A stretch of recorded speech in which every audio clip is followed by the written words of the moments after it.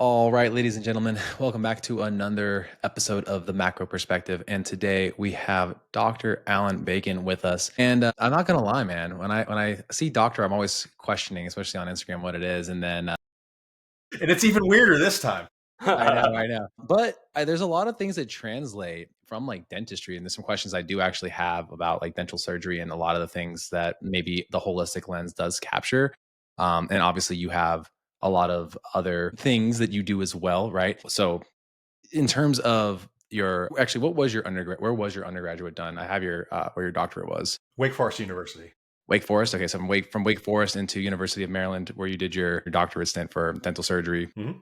and then certifications that include the NASM, right, and then certified physique and bodybuilding coach, 2X nutritionist, right? So you have multiple certs in the nutrition realm, powerlifting, you name it. So you're a well versed individual in terms of training, and then some of the deeper medical dives as well. Even though a lot of people will probably be like, how does dentistry or dental surgery relate to then becoming, a lifting coach or someone that likes human physiology that much? So maybe I'll let you take the reins from here, like how you got to where you're at now. Well, this was always a lifelong passion, and I had started lifting when I was 17 years old, and I'm 6'1", and I was playing high school sports, and I was 165 or 170 pounds, and that's wonderful if you're like a cross country runner. It's not so great if you're playing, basketball or, or soccer or football or lacrosse. And I'm from Maryland originally, so some of these sports were pretty big there. And so I was like, well, I need to put on some size, and started it out then, and really kind of fell in love with it because things took off. Yeah, I mean, then I went through school and dental school and medical school and all that kind of stuff and practiced for 10 years. And then through a variety of different life circumstances, my father ended up getting throat cancer, which ended up ultimately taking his life. But one of the conversations that I had with him at the end of his life was, hey, if you could do something differently, what would you do? And he had been a doctor for 35 years. And he had mentioned that he wished that he would have spent more time with friends and family. He wished he would have spent more time doing things that he loved. And that kind of spoke to me. Having stayed in the health and fitness space throughout that entire time, just doing it as like when I had downtime and free time, I was reading all the research and keeping myself updated and all that stuff. I felt like I had the ability to be able to really help people. And I had always thought about the fact that when I was growing up, trying to get my dad to get out and go to the gym, eat a little bit better, all that kind of stuff. And he always used to tell me, hey, I'm really busy. I don't have the time for this. And it's not that I could ever say, yeah, if I would have tried a little bit harder, we could have prevented cancer. But what we can say is that people are predisposed to things like cancer because of genetics, but that doesn't mean that you have to display it. And so if you want to give yourself the best chance of not displaying it, you better start paying attention to your nutrition. You better start sleeping. You better start, exercising. And if you want a long, healthy life, these things are non-negotiable. And so for me, it was one of those things where I felt like I could make a big difference. And not only could I make a big difference in how people felt from a confidence and health standpoint right now, but maybe I could prevent those types of things in the future, maybe give them a longer, better life. And so I made that switch into coaching. And I actually did both concurrently for about 2.5 or 3 years. And then the fitness coaching career took off and was enough to be able to sustain a happy lifestyle and switch into that full time. But people will always talk about, okay, well, how does something like, a dental surgery degree translate into this? And I think that what most people don't realize is whether you have an MD or whether you have a dental surgery degree, you have the same didactic classes. And actually, not like we have like microbiome. It's like we are literally in the same class learning it. So I took my anatomy and physiology in the med school with the med students, all my neurobiology, all the endocrinology, all those different things. And so it's really funny in this space because you'll see a lot of people be like, okay, I'm going to listen to this doctor about fitness and nutrition, this MD about fitness and nutrition. But like some of these other degrees, it's like, well, why should I listen to them? It's like, because they have the exact same education in this. And so whether or not you have a dental surgery degree or you have an MD, you have the same education from a bodily health perspective. Then anything beyond that, the nutrition is not a standard course in medical school. Fitness is not a standard course in medical school. And so this is where you will find a lot of, very qualified MDs. You'll find a lot of very qualified PhDs, but a lot of these people have to teach themselves those things in CE courses or through certifications or through something like that. But the real big benefit of, say, a PhD in a biological science or an exercise science or an MD or a dental surgery degree is that you have that core background to be able to understand human physiology, human anatomy, how the body functions, how the body moves. And I think that anybody that has dissected an entire body can probably tell you a few things about it. And to many people's surprise, yeah, we did that. And so, if you're going to trust your MD, you can probably trust somebody else that has the same education and the same drive to be able to do that. So I can see why people would look at that and say, well, how does this translate? And it's like, well, it translates in a very similar manner. So unless your core stance is, I will only ever listen to an exercise PhD, well, then you're branching out because there are a lot of other people that have the ability to do this. The question is, have they actually educated themselves enough on it to become somebody that you can trust? Right. 100%. 100%. And I also love the fact that you were coaching as you're doing it. Marcus and I really top our hats to coaches, because coaches are the ones that bring the physiology with the behavioral change and actually work with people. Yeah. Some of the folks that we work with, like, yeah, they can have their master's, they have PhD, but they're just so in the books that they're not necessarily having any actual relationships and habit changes or getting results that are world class for people. And I think that, like, people conflate the two, that, like, oh, to have a great educational background is how you get great results. I'm like, I've seen the smartest people in the world not do anything. Yeah. Because they're not people like you, Dr. Allan, with, like, you're doing amazing things on social media, what I love. But I do appreciate your story. My stepfather passed away from cancer as well. And I think that, reinforced my identity to go and keep learning and keep going, because it's like, yeah, taking those wise words from someone to literally say, hey, I wish I had more of these things. It's just a lasting impact. So, hats off to your father, Well, and to your point, I think that one of the things about actually coaching people or actually seeing patients is that you start to realize that half or more of the entire equation is dealing with the psychology and emotional aspect. And so, as somebody who's trying to get people to do certain things because it could be good for them, one, you have to learn to be able to get through to those people. Two, you also have to learn as an effective practitioner in medicine or health.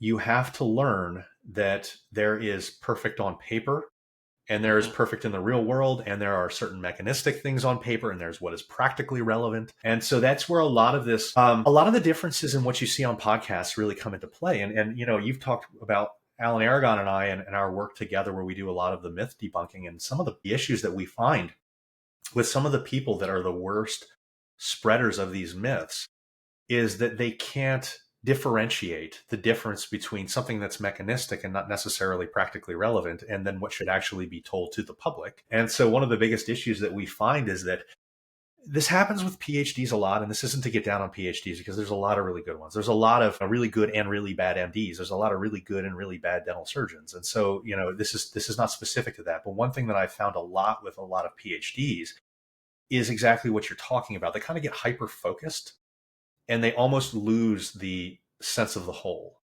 And it's because they are so intelligent in this one area. And then they almost don't realize that there's compensatory mechanisms in the body. There's a magnitude of effect. There's all these other things that actually come into play. And, there's so many examples of this. I mean, the cold plunging trend that's out there is a direct example of this. For instance, one of the claims that gets thrown around that these podcasts and people throw out is, you want to do this because, hey, if you go cold plunge, you're going to up your dopamine response by like 250%. And so everybody goes out and they buy a $500 cold plunge and they spend all this time doing it. What is not told to people is, okay, cool, we do have data suggesting this, but in the study, they're spending at least an hour in the cold plunge a day. Are you going to do that? And if the answer is no, then it's probably not going to give you the same functional benefit that you think. And then we can compare it to some other things. You can get a similar by riding a bike, by going for a jog for 10 minutes, by sitting still and meditating for 10 minutes. We get similar responses. Now, what are we doing if we're going to go on like a stationary bike for 10 minutes to get a similar response? Because I think that the difference was 225% for the stationary bike in 10 minutes and 243% for the cold plunge for an hour. And so you get a minor benefit to the cold plunging for 50 more minutes, but then the cardio also comes with increased stroke volume, improvements to endothelial health, improvements to cardiovascular health. There are all these other things that come with this. So we've got an issue today we've got so much information out there. And if I'm to tell a person, hey, you know what's really good for you? Exercising, nutrition, and sleeping right and stress relief. They're like, that's boring as shit. I know, But Dr. Allan, it can't be on my gram though. It can't be on my social media stories though. it's not sexy. It's not sexy. But the answer to literally everything in health and fitness is pretty much these things. Mm-hmm. You get down your nutrition, you get down your exercise, you get down your sleep, you get down your stress relief. If you do these four things, you're going to pretty much handle everything that you could possibly ask. How do I improve my gut microbiome? Those four things. How do I improve my neurological health? Those four things. How do I improve my inflammatory status? Those four things. And all of these things. How do I control cortisol? You don't need to micromanage all of these different things, but that's what we're being told. You got to do this type of exercise to micromanage this. You've got to be doing cold plunges to do all this kind of stuff. And that's even forgetting the fact that there was a study from Wooten, 1973, that looked at cold plunging. Yes, there is that study by Schrammick, 2000, that said, hey, if you sit in this ice bath for an hour, you're going to up the dopamine. Well, Wooten, 1973, looked at similar things, and they said, hey, if you do this more than like once a week, you get diminishing returns. It starts to lower. You no longer get those boosts to dopamine. But they're not going to tell you that on the podcast because that doesn't sell the ice tub, and that doesn't, start to push these different types of things. So the analogy I always use this, and I discuss this on I'm sorry for the people that have listened to my stuff before because I discuss this analogy so often, but I think it's very relevant for new audiences. Yeah. When you are talking with a supposed health or fitness professional, and there is a very hyper-focused effort on one of these things, if it almost sounds too good to be true, it probably is. I like to liken it to, we've got a room that has no lights on, and all of the information contained on a topic is within this room. They walk in, they open the door, you're standing there at the door with them, they shine a flashlight into a corner, and they say, that's the information on the topic. Cold plunging raises dopamine. And you look at it, and you see the study, and I've seen in public, they actually said it was 3 minutes, but that's not what the study says. It says 60. But even that, you look at the study, and it says, yes, it does raise dopamine to the extent that they're claiming, which sounds amazing.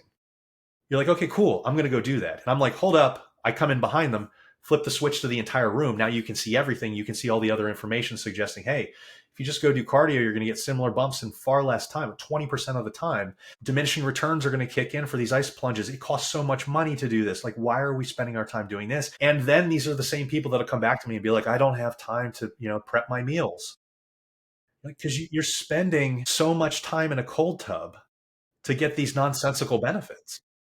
Marcos is is the 50 minutes better spent like actually cooking your food versus the 50 minutes sitting there? But is the 50 minutes sitting there to get like the 10% more dopamine increase that's going to go down every other time you do it? Yeah. Well, so I mean, again, you mentioned 2 studies, but have there been additional studies that have looked at just like the 3 minute? Because obviously is that like it's never been shown in 3 minutes. So it's only ever been shown for extended duration. Okay. Wow. Yeah. So, but the problem is it's been presented in podcasts as, hey, if you go ice for 3 minutes, it's going to do this, but that's never been shown. That's like the golden number. Well, okay. Well, let's flip it to like heat exposure though. What's the benefit there? So like if we were cold, it's an hour. Like most of those studies are 20 minutes, and you can see some sort of increases, right? So you can start to see increases, yes, but it's not going to be nearly as high as that 10 minutes of biking. There we go. Okay. So comparatively, again, the problem with icing and a lot of these other like little biohacking, anytime it sounds biohacky, it's probably a bad idea. Perfect. Let's go down this lane. Yeah, it's probably a bad idea because it's one of those, hey, if it sounds too good to be true, it probably is. And it's weird because, in the 1800s, you used to have this guy with a cart that would pull up and he would be like, buy this tonic and it's going to cure your gout. And all of a sudden you're no longer going to be fat and you're going to have all the energy in the world. And we look at that and we laugh, but then we buy it when it's done on social media because somebody else is putting it to us in a different way. Well, okay, it's funny. We don't believe in the silver bullet, right? We just we want that silver. But it's funny, Dr. Allan. It's funny because Marcos and I were talking about peptides, and just there was an episode of another podcast talking about methylene blue and 50 grams of creatine to help with like the lymphatic and neuroinflammation. And I was like, yeah, I'll give that a shot. But like, what does that really mean for anybody? Like, what's your take on that? You probably saw that on socials. Well, so methylene blue certainly has some applications in certain medical conditions, but the real question comes into play. Well, what is the practical benefit going to be for somebody that's otherwise healthy? And you just having a little bit of if you just having a little bit of overweight, if you've got like 20 pounds to lose, that's not pathology. So that doesn't necessarily mean that some of these things are going to make a significant difference in a health outcome. Dumping in 50 grams of creatine and doing this type of thing, I mean, what can you expect from a practical outcome? Ask the people that, and then can you show me some research suggesting this? Because otherwise, what we're doing is we're taking a statistical leap. We're assuming mechanisms are going to lead to a health outcome that haven't necessarily been shown. And I haven't seen that. I'm not a specialist in methylene blue. So if somebody wants to share some research on that one specifically, I'm happy to look at it, but make sure that we're talking about it in the context of an otherwise healthy person, because that's who this is being marketed to. That's the thing, right? Yeah. So like you can't show me a situation where a person's got a pathology that methylene blue actually helps with, because that doesn't mean that it's going to do it for you. And in the example that you were talking about, I saw somebody that was talking about a combo of creatine and methylene blue, and they were like, yeah, when I'm really sleep deprived, I take these two things because it'll lower inflammation in the brain. I'm like, how sleep deprived are you that you're needing to, like, your whole brain is like, you've got these issues that you're completely inflamed, and wouldn't the answer be maybe I should get some sleep? Yeah. So, for context, though, granted, this is a clip from another podcast that they then, again, they're smart, right? They are very smart individuals, and they do preach a great overall message about these, again, the four principles that you talked about being the basics that get done, right? But that one was meant to maybe stir up more conversation about it. Now people will go watch it, and then it leads to more clicks. And we know that this is all part of the marketing game. But I listened to the whole podcast, and he was just saying, it's like, I had a long flight from point A to point B. I'm a little bit more sleep deprived because I'm flying in to do this podcast with y'all, and therefore, like, in a way to like perform at my optimized self, I will do a protocol like this because seemingly there is a benefit there for me anecdotally. Not to like, again, not to say that like Jameis made a leap. He's like, I'm going to start trying this because and it was just funny because I had brought it up to him. I was like, have you listened to this episode? He listened to the clip. He's like, oh, I guess you sold me. I'm trying. I was like, no. I was like, it was an interesting topic because this guy is very educated in this like peptide space, which it interests me because this individual is working with a lot of high functioning executive type people and looking to like optimize. And I think that's kind of like the buzzword of the year is optimization, right? How do we get to a level over and above that, assuming these other four things are getting done incredibly well for that individual as well? So that, I mean, the real question is going to be, it's going to be on them to provide evidence that these things actually function. I mean, you can't just make a mechanistic leap because of that kind of thing. I mean, we actually have some compounds that could cause some of these benefits, particularly if you're saying, hey, I'm in a situation where like I'm completely sleep deprived and I want to make sure that I've got, the best response possible. I mean, tyrosine has been shown at decent dosages to actually do this. So the question is, do we have data in methylene blue that will actually show, okay, well, at what dose for what person does this? And if I think we're bringing up methylene blue. Sorry, Dr. Allan. Like, we're bringing up methylene blue because we're kind of like in this surgence right now with Maha, like with like Robert Kennedy dropping it. I don't know if you saw the thing on social media. He dropped it on like his, like, I don't know, his cup of water, and like people are asking about it that like have never heard of it before, and now it's like it's in the zeitgeist, right? Like it's in normal people are talking about it. So I think it's great that you're bringing it up. Well, yeah, no, I mean, it is, but we need to understand, okay, well, do we have the research to be able to back up these claims first? Because otherwise you're just trying to micromanage something that isn't going to necessarily give you the benefits you think it's going to give you. Me and my physician that I work under, or our running joke right now is like, spit on it. Like, meaning it could maybe provide a benefit, like just spitting on it could like seemingly has a placebo effect, right? But ultimately he'll always take the stance of like, there's not enough evidence to really support that. And if this were the case, then everybody and their mom would already have been doing it. And I guess I value the people in the fringes in a sense because they can be the lab rat for it, and they'll save me a ton of money because then they'll be like, oh, yep, that was the flavor of the week. And I wasted, $2,000 on my stock of methylene blue. But, again, I want more peer reviewed and more research. Well, we gotta be very careful because there's a lot of different things that are going on here. And I'm not saying that this is the case with methylene blue, but this is the case with these types of topics in general. We have survivorship bias. We have sunk cost fallacy. We've got all these other different things that tend to have people say, hey, these things really work. I mean, remember all the stuff that came up with like BCAAs in the early 2000s? Everybody was saying that BCAAs was massive. They were massively increasing the amounts that they lift. They were feeling energy. They were having all these different things. And the more and more controlled studies that we did, we're like, none of these things are happening. And especially even modest protein intakes are negating the supposed benefits of these products. And there's some research out there saying, 1.1 grams of protein per kilogram of body weight per day renders additional amino acid supplementation pointless in most cases. And so we really need to understand where these things benefit people, because expectation effects are a very real thing. And I think that you were starting to get towards that, Marcus, where you were suggesting expectation effects are possible here. And as an example of that, they did a study in powerlifters. Now, these were competitive powerlifters. So these are people that are not, they're not spring chickens. They're not somebody that's going to be easily swayed. And I remember the best example that I've seen of placebo or expectation effects was they took these guys and they told them, hey, we're going to give you this pill, and this pill has a new fast-acting steroid in it. We're going to test your 1 rep maxes for powerlifting, the squat, bench, deadlift. Before you start, we're going to give you this pill, and then we're going to test your SBD a week later. So they did that. On average, their lifts went up 11 kilograms.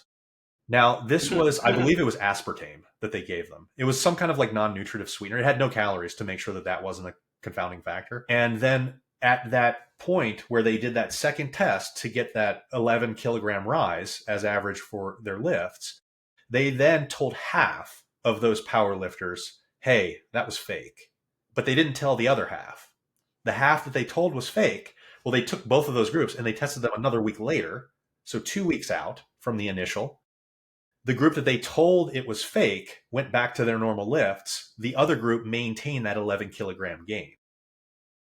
And so 11 kilograms, I mean, that's 25 pounds or so. And so that this is not a minor effect. When you believe something happens, it gives you confidence. It really pushes you. It makes you extremely excited about this stuff. I mean, this is how a lot of that cold plunging stuff works too. Because when somebody tells you it's going to improve your health, it's going to massively increase your recovery, it's going to do this, it's going to do that, a lot of times you really buy into it. And so then the argument becomes, well, maybe it doesn't work. And this is the argument I hear all the time from people that are pushing these things. Hey, well, maybe it doesn't work. But if somebody believes that it works, then isn't that worth it? It's like, kind of, but you can similarly get these expectation effect benefits by doing things like visualization or learning proper meditation techniques for these types of things that cost nothing versus spending potentially hundreds of dollars on supplements.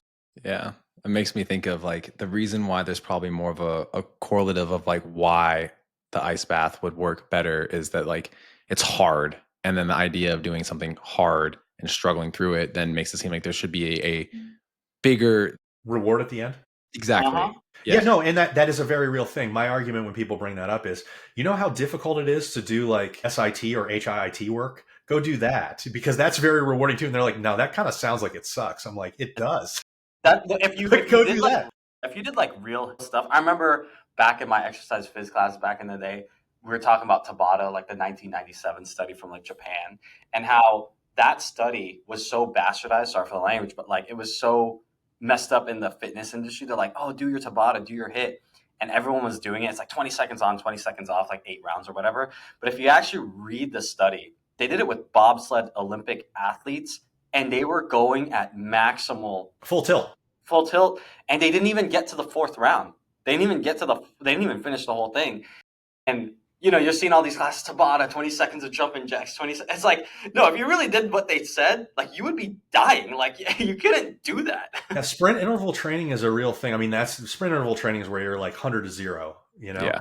And sprint interval training, I think that people really underestimate that, because they'll be like, oh, I do HIIT or I do sit, you know, like 3 times a week. I'm like, there's no way that you're doing this 3 times a week, because if you're actually doing sit, you're not doing it more than once or twice a week.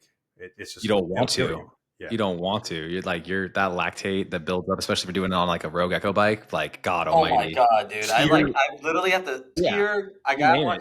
The air bike. I remember the first time I actually did like a true, when I got a real strength and conditioning coach in college for wrestling. I remember doing the first time we did the air bike. He's like, oh, we're gonna go through an air bike. And I had one. I was like, all right, cool.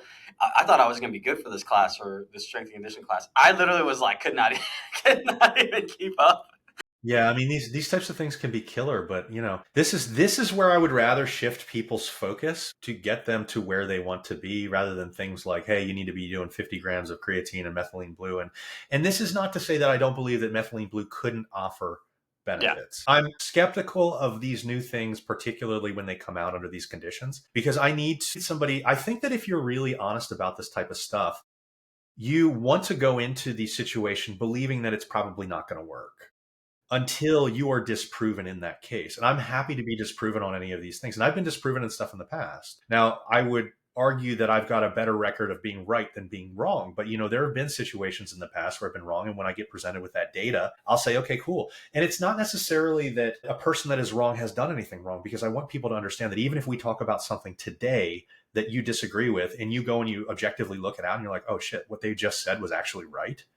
And maybe I was wrong about that. That doesn't mean that there's anything wrong with you. That means that the science evolves, and anybody that is honest about things is going to be wrong at one time or another. The best that we can say is this is what the science shows right now, and we need to use that as a guide. And I am a big fan of using anecdote, but we have to use anecdote only when we have no evidence in place with controlled studies that would suggest otherwise.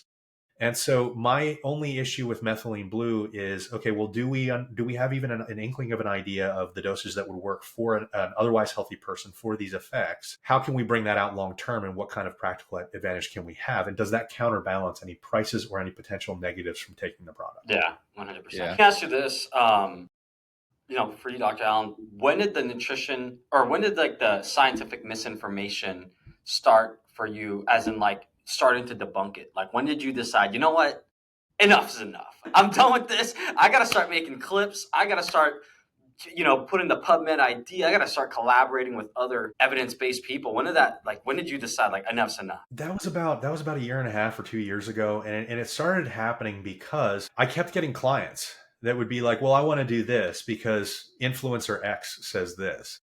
And I would look into the data and I'm like, this is completely wrong. There's no reason to be doing this. An example would be extended fasts for somebody that doesn't have a distinct medical reason to do an extended fast. If you've got a specific form of cancer that would necessitate it, if you've got a neurological disorder, if you've got severe obesity that is medically relevant to fast right now or you're going to die, yeah, okay, I can get behind Part it. of your religion, right now, is Ramadan, so yeah. Well, so that's different than the physiologic aspect. Yeah. I mean, still, even with Ramadan, you could say there's no physiologic benefit from it, but they could argue there's a spiritual or a mental benefit from it. And you can certainly do that if that's your religious, purpose, and I'm okay with that. What I don't like is when an influencer will come out and they'll say, hey, you've got to do this because you'll increase your GH, you'll all of a sudden, upregulate autophagy and all of these other things that they claim are these benefits. And then you realize that none of these things are actually net benefits from the practices. Yeah. And so, the issue that I have is when this is misrepresented. And a lot of times I think that these people actually know that they're misrepresenting it. But if you tell people, autophagy was the big thing last year. Yeah. And if we tell you, hey, we've got the practices for you to micromanage autophagy, then all of a sudden that's when you do sell, your podcasts and your books and your speaking engagements and all those different types of things. So this is not a thing that they're going out there and they're doing because it's altruistic. They're doing it because it really benefits them in some way. Yeah. And so my problem was that I was having to deal with that with my clients all the time. And it was becoming more and more problematic because I was having to do it individually with every one of them.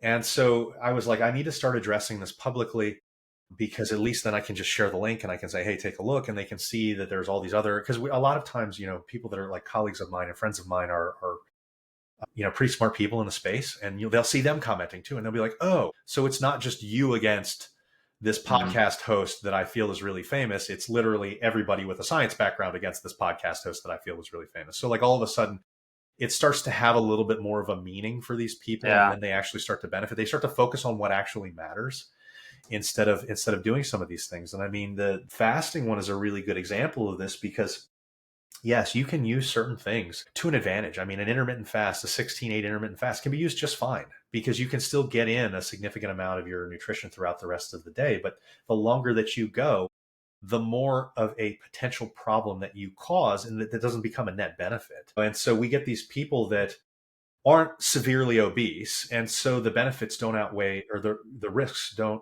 they actually outweigh the benefits. You start to deplete the liver of proteins that are necessary for fighting off things like cancer. You start to massively decrease IGF-1. And if we want to talk about one of the things that really affects people, talk about sarcopenia rates.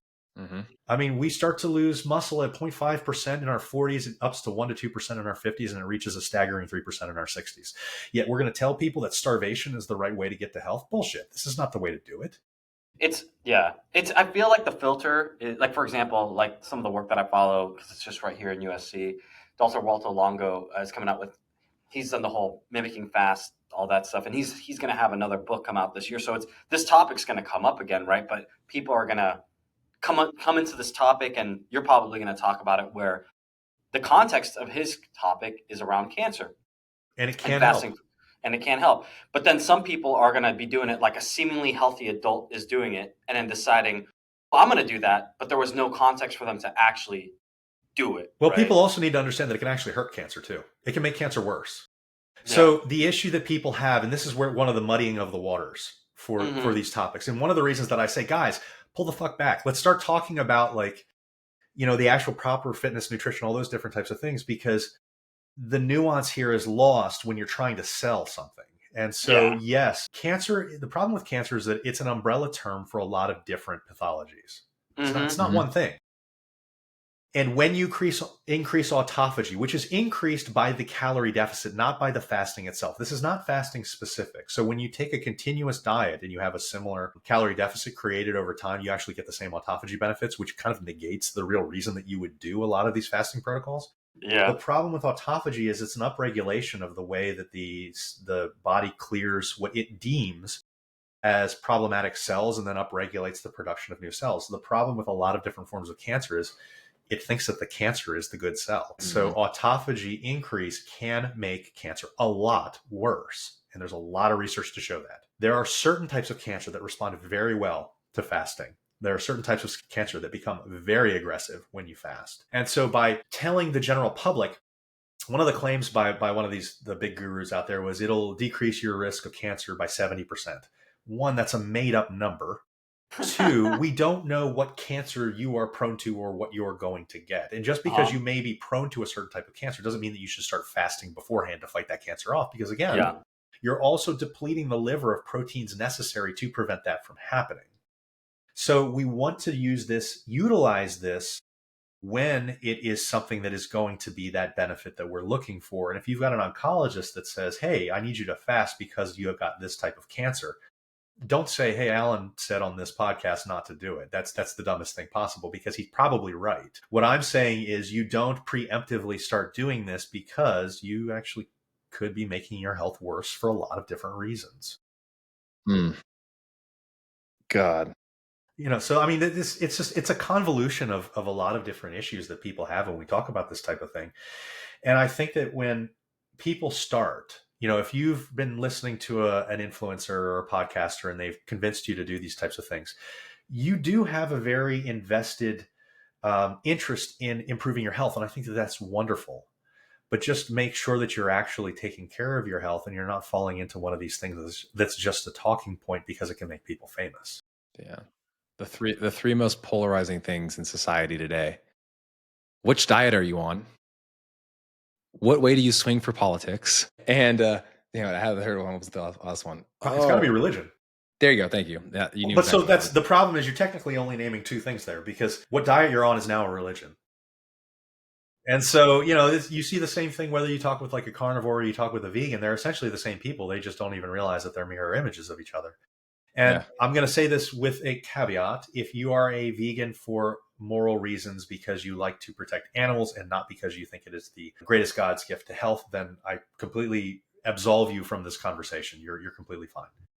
The issue that I have with people that are either rote carnivore or rote vegan is you're completely ignoring the evidence and suggesting that your side is the only way to do it, when, I mean, humans are very clearly omnivores for many, many millennia at this point. And I don't think that there's any argument that you could consistently make for one side over the other, you know, saying, oh, we don't need any of this in our diet, or, oh, we don't need any of this in our diet. Certainly things like red meats and minimally processed things have been vilified for a very long period of time. And so we're getting this kickback from the carnivore side because there was a lot of research suggesting it's not as bad as was originally thought, assuming you're not, you know, having a massive calorie surplus when you're doing this. You're not, you know, massively overheating these foods or charring them and massively processing them. They're probably okay. But it's still true that you can get the benefits of heme iron and the protein for the calories and all these things that meat provide, and that plant foods can provide benefits.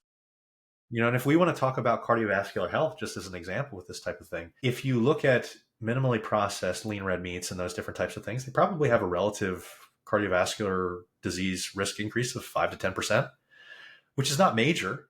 But if you add in fruits and veggies into a diet, it goes down to virtually nothing.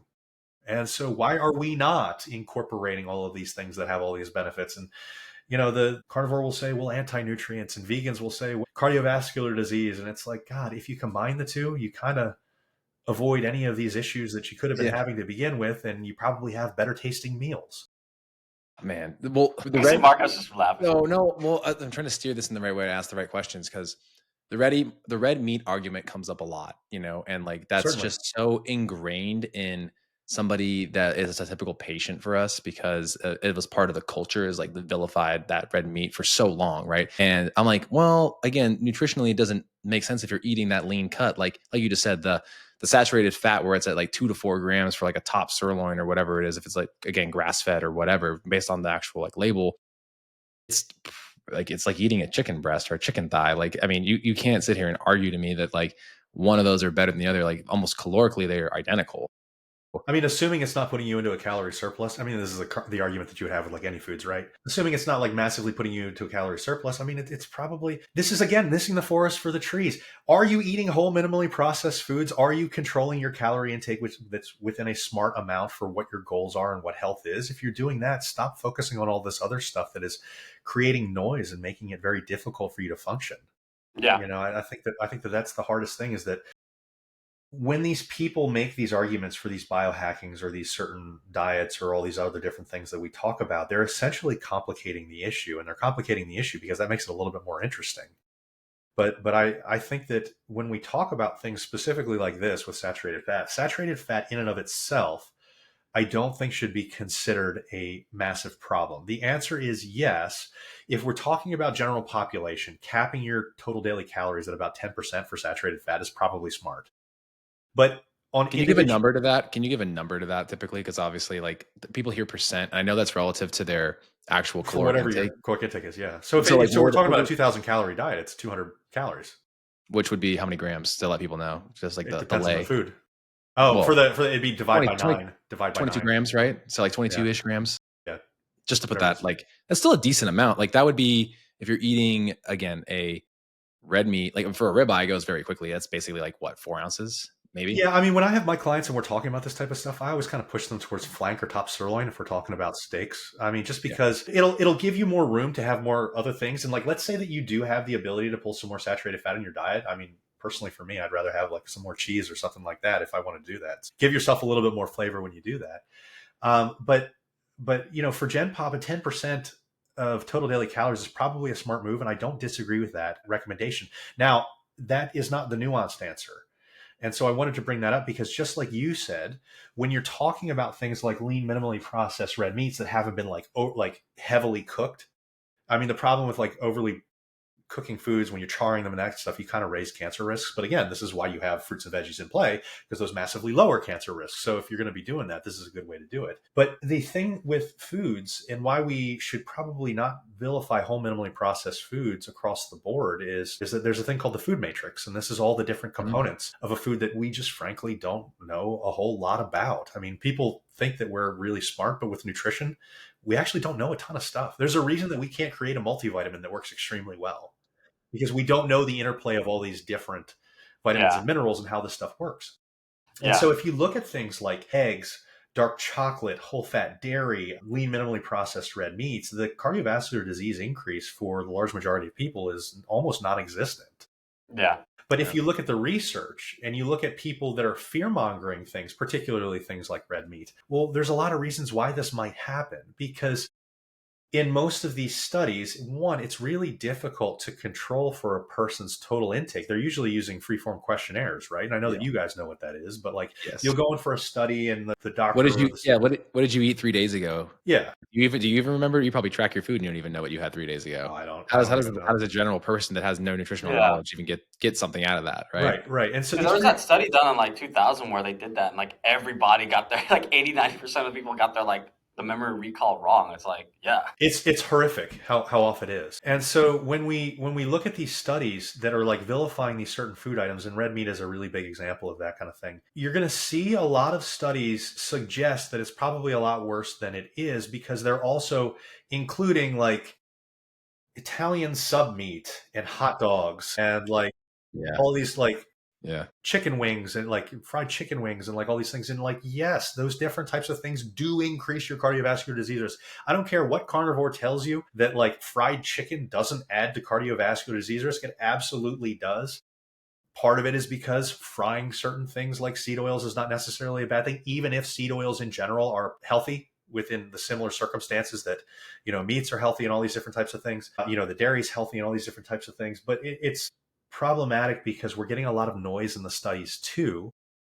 And when you're trying to present these studies to push an agenda, you can certainly manipulate them in a way that makes it look bad. And if so, the opposite side, we've been bashing on carnivore a little bit when we talk about things like, hey, it's really funny that they can't go to the bathroom, and that their coronary artery calcium scores are absolutely horrible. But then you see the opposite sides where you see the Netflix veganism documentaries, and they're like, well, these guys go on veganism and all of a sudden their health like massively improves, and it's like, that guy was on a McDonald's diet beforehand. And it's Right. you can't really compare these things to that. When you compare any of these things to like an omnivore diet, Yeah. and the best diet out there, I mean, if we want to name diets in general, are probably a really bad idea. However, if you're going to want to pick one, a Mediterranean diet is probably the best thing in the entire world as far as evidence shows.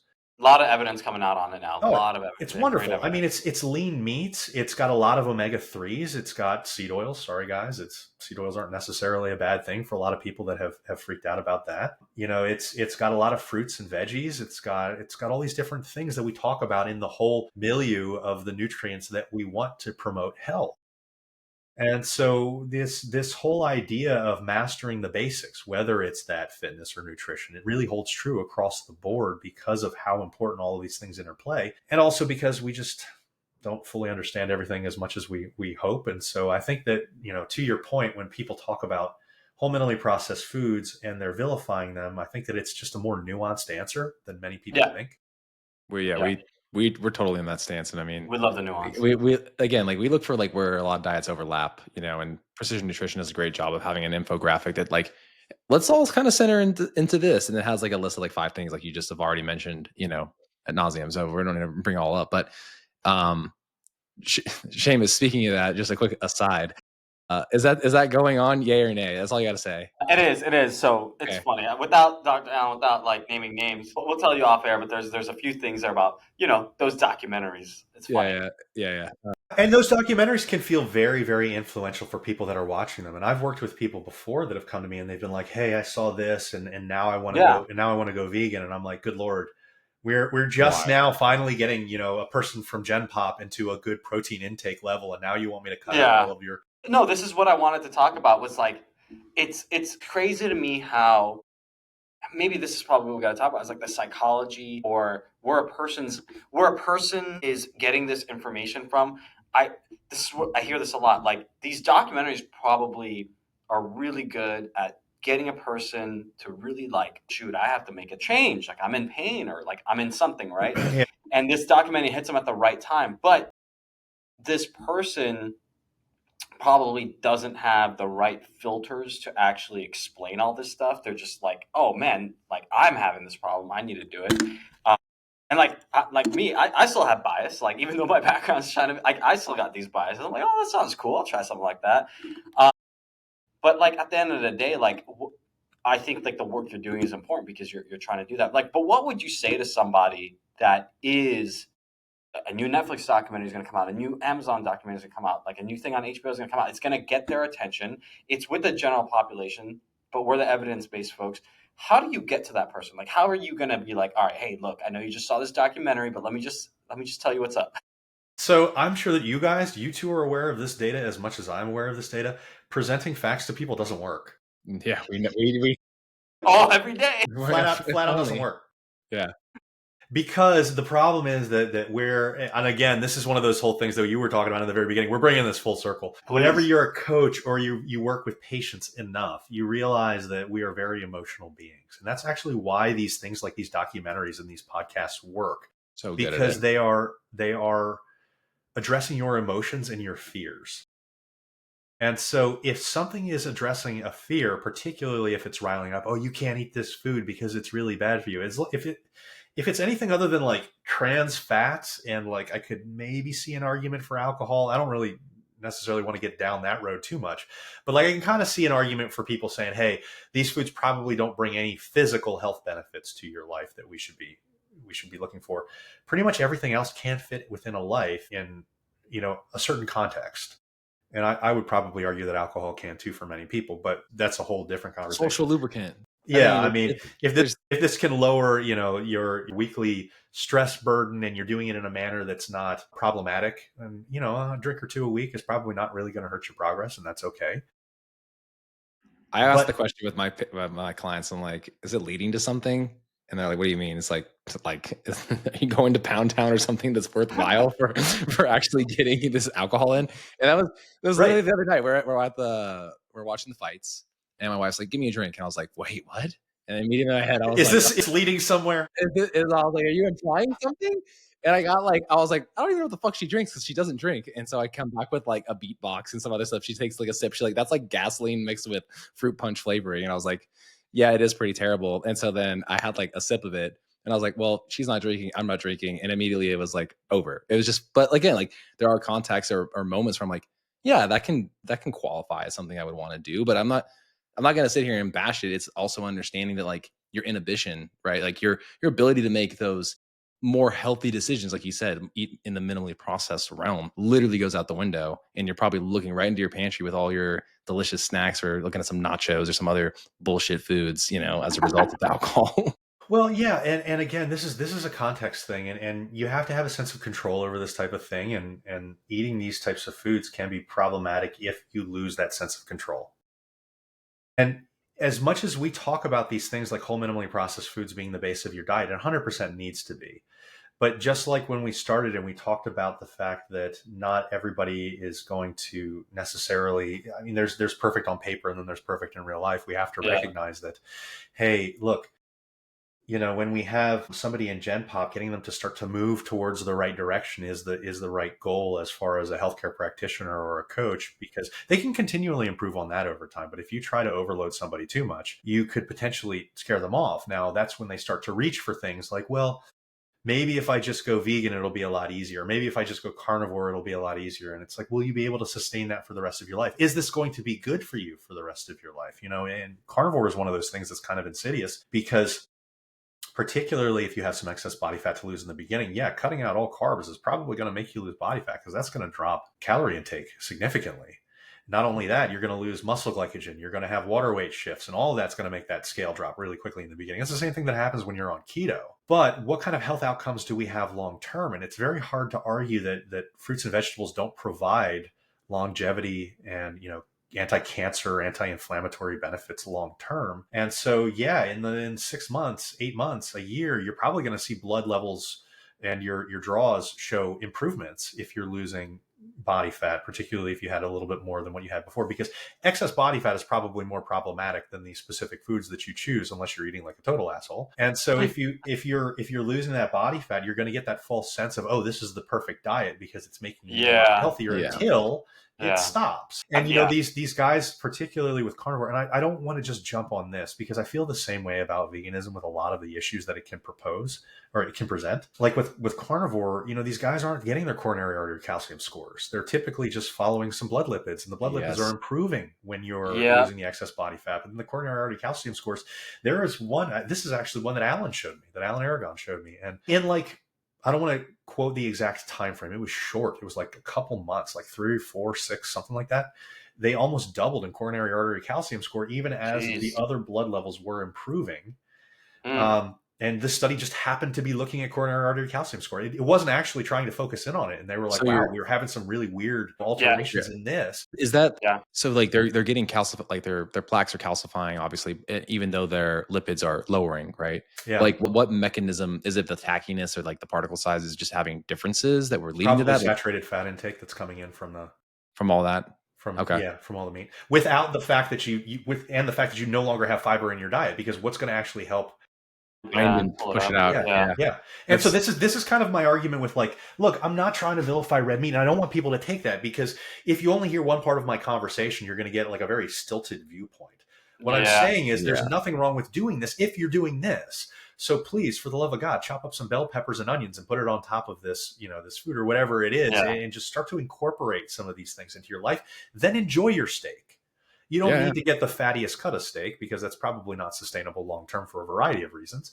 But there's ways to do this, and we're kind of getting really focused on one or the other, and it's going to be problematic from a health standpoint long term. Whether you're doing it with the coronary artery calcium potential issues or the longevity issues that we have from carnivore, or whether you're doing it from the sarcopenia, osteoporosis issues that we might have from veganism long term, and we get people like women who start eating like this in their 30s and they're completely fine, and then all of a sudden in their 40s they start going through menopause and they become more their prone. bones turn to dust, as we say. And now they no longer have heme iron in their diet, and they've got they're amenorrheic because they've got no fat intake in their diet outside of soy.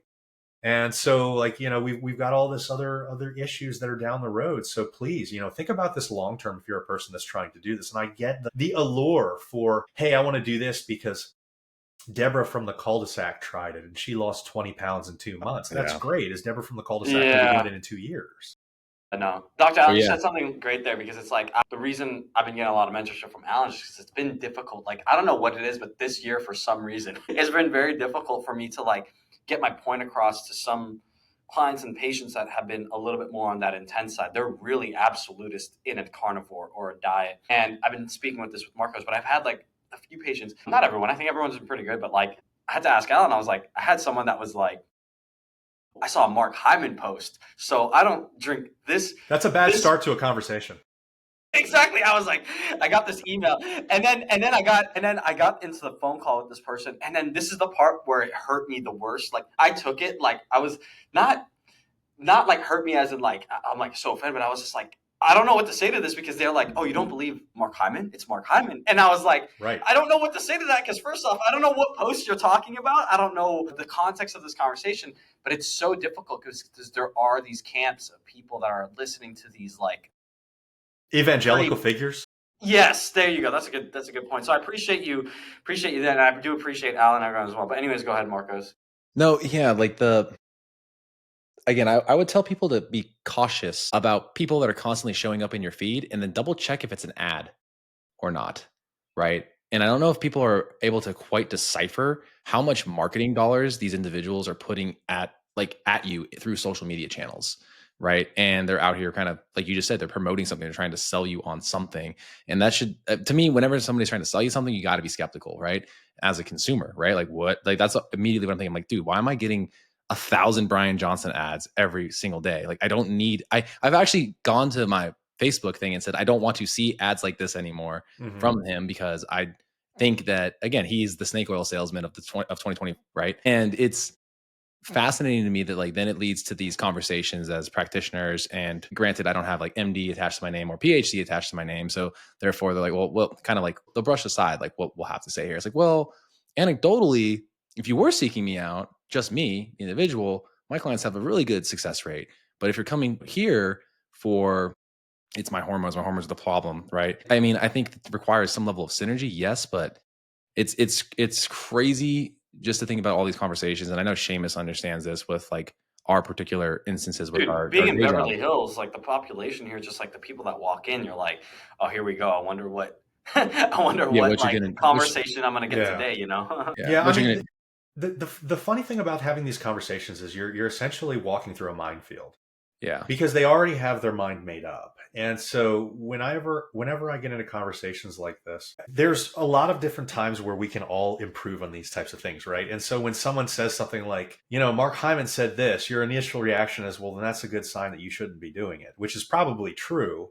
But it's not helpful in that conversation, in that context, because clearly if someone says this is the person that says this, they actually respect that person. Now they Yeah. may be completely wrong, and very Yeah. often they are. And it's because they don't have the scientific background to realize how. So what I would typically do is I would say, hey, look, this is my stance. This is why I think that. Here is relevant research. We know that doesn't work, but you have to present it, because if you don't, then you're just a bro that says that it doesn't work. No, I had to do that, You and have I to. did all like the research for this person, and then they're like, okay, great, sounds great, like, and Well, I'm like, sometimes it'll work. It rarely works, but sometimes it'll work. When it works, you're like, oh my God, that was amazing. So like when it works, and then you really respect that person. You really respect that client or that patient. But you present it. Then the best thing I think that you can do for people, that this is going to be good for coaches or specialists like yourselves that are trying to get information out there, but it's also important for the people that are on the receiving end of this to understand. So anybody can make any claim online, and it goes relatively unchecked. And I mean, that's why we have people like Brecka, Asprey, Hyman. Like, you can say anything, and like, there's very little repercussion for nonsense. So when you are talking to people and you're trying to discern something, say that there's a claim. First off, if it seems too good to be true, or if it seems very hyperbolic, you should be skeptical from the start. Yeah. If you're skeptical from the start, the best thing that any researcher or doctor or scientist could be is, even if you believe something, you go out and you try to disprove it. Because if you try to disprove something and you cannot, that's a much better sign than if you try to prove something and you can prove it. Because what ends up happening a lot of times when you try to prove something is you actually kind of game the system. Like if you go into like Google and you say, studies showing carnivore works, well, you're going to convince yourself that carnivore works. It's a bias that perpetuates. Right. It's going to give you incorrect results because you're not going to see the other side of the equation. What you want to do as somebody that's trying to explain this to people, or somebody that's trying to actually learn, is you want to, one, challenge that notion that's been presented to you off the bat. Two, find people that you feel are potential authorities in the space. And it could be you guys as their coach. It could be another scientist that they know, or whatever it is, particularly people with varying viewpoints. And then ask them to explain their stance on the matter and why the opposite stance is wrong. They will often be able to do that first part. The second part becomes a little bit more tricky, particularly if you're one of these grifters, because you start to find holes in their argument when they're trying to disprove the other claim. For instance, if we go back to autophagy or fasting, and I say there are a lot of studies out there looking at this, there are systemic reviews out there.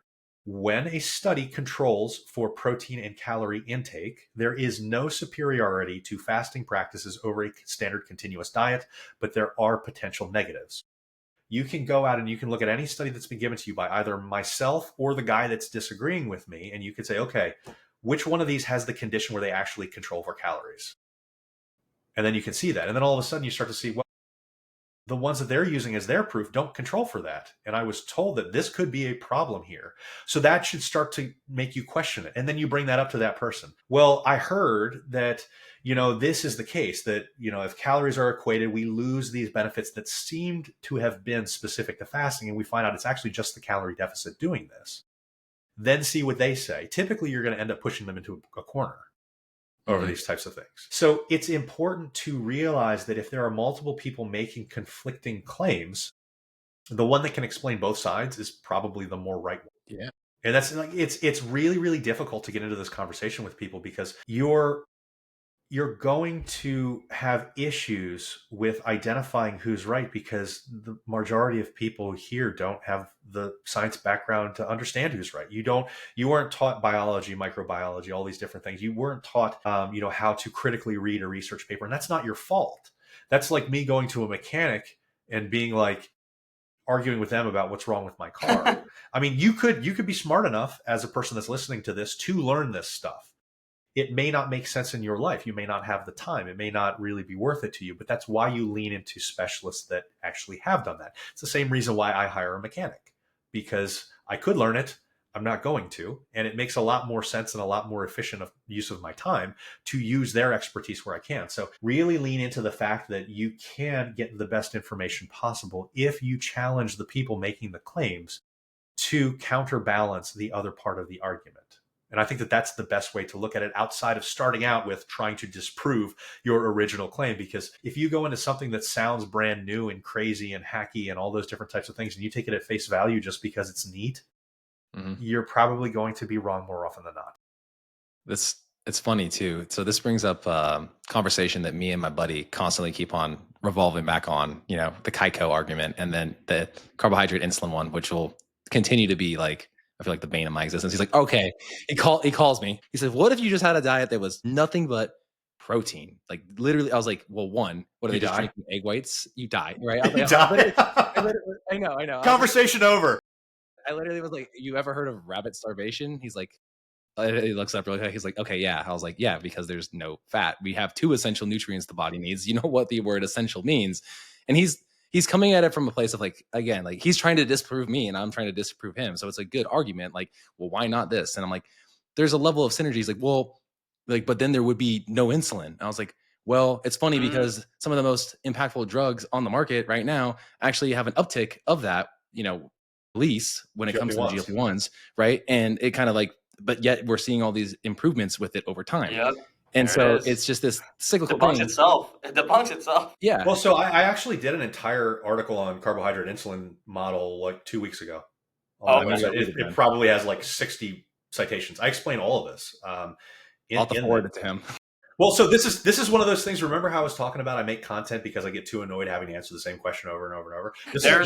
You have the dossier of all your like ones that you've written. These are things that are gonna cycle back. Yeah, it's just funny because it's like I feel like there's a lot of nuance to everything, and a lot of people didn't ever test like the scientific method as they got beyond 8th grade. Maybe, or 5th grade when you did your high school science fair or your elementary science fair, right? I know that I didn't. And so I look for people like you that are, again, tactfully breaking down things at a level that helps me understand things at a level that I think I can hopefully give to the, like a layperson that doesn't want to dive into that, right? Like I want to be a vessel. I've always been really good at being a vessel of communicating higher level information from people that are way smarter than me and distilling it down to like the key points, right? Like that might be like my only gift in life outside of math. I mean, the funny thing is making these difficult topics easier for people is probably the most worthwhile thing. That's why if that's your gift, that's amazing. It is. And it's like, but again, it's not like it's easily scalable because I'm one person. I can't teach people to think like me or try to like go about it with a fine tooth comb. But at the same time, so we constantly come and get circled back on this argument. And again, it's basically what he's trying to get at is just like, I have a hard time believing that there isn't something there, you know what I mean? And I'm like, dude, it's just that there's something synergistic. The human biology is just very complex, and the mechanisms of action that we still don't even understand for some of these newer generations that will, be on the market of drugs, the GLP-1 with the GIP with the, the glucagon receptor agonist variant that's going to be on the market here in the next year. Like we still don't understand things. And most recent podcast I listened with like Dr. Mike Israetel talking about like, there's like 10 different things that like you can get, even if the weight isn't changing with these things that we're still learning about. Again, we're not granted he's like incredibly bullish on it, but it's like, I like people that do that. And then I go listen to somebody else that has like the opposite thing. And, then we can go into social media land where people are like, this thing is bad. Or this just, again, I feel like GLP-1s are the modern day, like HRT in a sense where it has that stigma and no one wants to be on it. And then in the 10 years, it'll be like on that plus HRT and life will be good. Well, the carbohydrate insulin model is really interesting because it's been probably effectively debunked for almost 20 years now, and yet we're still dealing with it. Oh my gosh, it's not valid for anybody that's listening to this, and it's really easy to kind of poke holes into it. And again, my entire article on that is we'll link it. We can share that in the show notes because it's actually very relevant in this. But the whole thing is, this is one of those things. Remember when I was saying, hey, when you're talking to these people, and say that you're talking to Dr. Fung, and he is. And he is. That guy couldn't answer a simple biochemistry question. Like he just lost all evidence at the end there. I was like, God. Right, and he's telling you that it is insulin because this is his stance as the carbohydrate insulin model. He's made a book. He's made an entire career. He's got millions of followers based off of this, and it's all bunk. And it's literally been disproven for 20 years. It hurts so much. Which guy was that? Sorry, Jason Fung. He was on Dr. Who's the other? Jason Fung, and who's the other guy that's also? D'Agostino does it a lot. There's a lot of guys. But it was funny with Dr. Jason Fung. It was funny because he's literally saying the answer, but then he just he whips it away in the air, and I'm like, you're literally like, I don't know, you're edging me, bro, is what I was thinking. I was like you're about to say it, but like you don't want to say it because it debunks your whole thing. That's sort of the problem with it, is that what they'll do is, this is what we were talking about earlier with, like, you can present certain information. If you're talking to somebody that really understands both sides, you can get a better viewpoint of this. So when we're talking about the carbohydrate insulin model specifically, they'll show you studies and they'll be like, look, you know, when you have more insulin in a system, you're going to store more, you know, potentially as body fat, more calories as body fat. And therefore, you know, that means that the calories in, calories out model isn't complete. And it's like, right, because insulin is a storage hormone, but you need something to store. So when you're in a calorie deficit, you can't store nothing. It's like trying to build a house out of air. You know, you need bricks or the calories to be able to build it. Yeah. Yes, insulin is a storage hormone. If you're looking at a study and the people are in a calorie maintenance or a calorie surplus in particular, they might have increased fat deposition if they've got, you know, uncontrolled issues with blood glucose. But when we're in a calorie deficit, the calorie deficit itself trumps that, because there's nothing left to store. Your body's got to get energy from somewhere. And if you're in a negative energy balance, it's got to pull energy or you're going to die. Like it's got to run the functions of your body and your movements and all that different type of stuff. So it's got to pull from somewhere. So it's either going to pull from muscle glycogen stores, or it's going to upregulate lipolysis, and it's going to start pulling from body fat cells. And if you start to look at the research on all this kind of stuff, what's really funny about this, I never push the idea that that you really have to worry about ratios of carbs to fat. But what's really funny is if you actually look at the controlled studies, the ones that do like sequestration, the Hall stuff out of the NIH, where they make people stay in forms so they can actually see how much they eat over a certain period of time. The people that were on the low fat diets actually lost more body fat than the low carb diets, which would essentially completely negate the carbohydrate insulin theory. But it was probably just because of that was something that was unique to that sample. It probably wasn't specific, because it looks like on the breadth of the research, if we just vary the ratios of carbs to fat, as long as you're getting that fat minimum for health, we seem to have the same body composition outcomes in a energy deficit.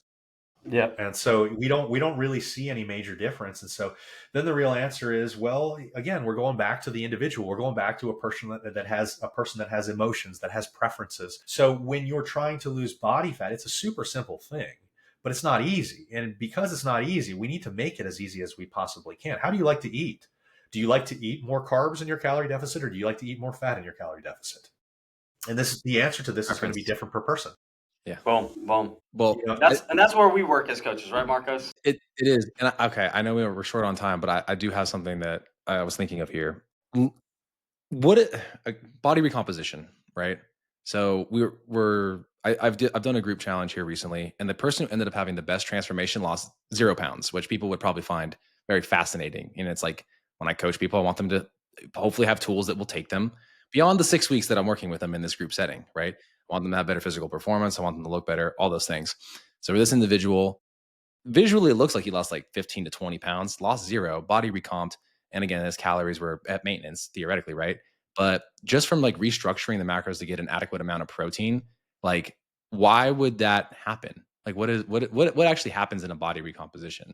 So body recomposition, that's kind of like the holy grail of lifting, right? If everybody could lose both body fat and gain a whole lot of muscle at the same time, if we could figure out a way to do this magically every time, we would be rich, in perpetuity, right? We'd be rich. Oh yeah, it'd be great. So body recomposition is a very real thing, and everybody can have body recomposition. It doesn't really matter where you are. The problem is it becomes exceedingly difficult outside of 4 conditions. Under 4 conditions, it tends to work really well, and your person might have fallen into one of these 4. Let's see. If you are obese when you start, if you're brand new to training, which is probably what I would guess is this person was probably pretty new to lifting weights or lifting weights effectively, this can be a very big thing. If you're coming back from injury or a long layoff for whatever reason, or if you're on anabolic steroids. And so this, maybe the person took SARMs without telling you or something like that. I'm not saying that this is the case, but he was a little older. Maybe there was a little bit of some HRT stuff that wasn't in my intake questionnaire that happened, right? Like, so he's having a better nitrogen balance, right? We'll just throw that term in there. Was this one of his first times to really start lifting seriously? You know, that's the thing, is that the old gym that he went to and then he moved into this new one, they've been a part of this new gym community. And maybe it was just kind of, again, Better programming. yeah, like maybe his intensity with the gym got better because he was maybe under recovered. One of those things, right? Like you just said, like kind of the holy grail. If I were to assume he has training age on him, he is a little older. Maybe again, he was chronically underfed, and then finding a way to actually not have these high and low days because he like zoned in on it, allow for the recomposition to take place. Like you just said, he actually got good training gains, right? He actually was able to go in on a daily basis and push himself versus feeling tired by day 3. I mean, if you've upped his protein, he might be finally getting some of the things that he needs to actually build that muscle, Yeah. whereas he might have been stalled for a really long time from never Yeah, for a doing really that. long time. But that's It's why, so like, all of funny. this stuff really adds in, right? Because you need to have that. You need all of the keys to the puzzle to make this really work out well. Now, you can have body recomposition at outside of those 4 conditions, but those are the 4 conditions that really kind of predispose it to being really significant. Yeah. And I have had an example where it was very similar to you. I had one guy that was working with me, and we worked together for 4 months, and he only lost 1 pound in 4 months, but he lost 18 inches off of his midsection.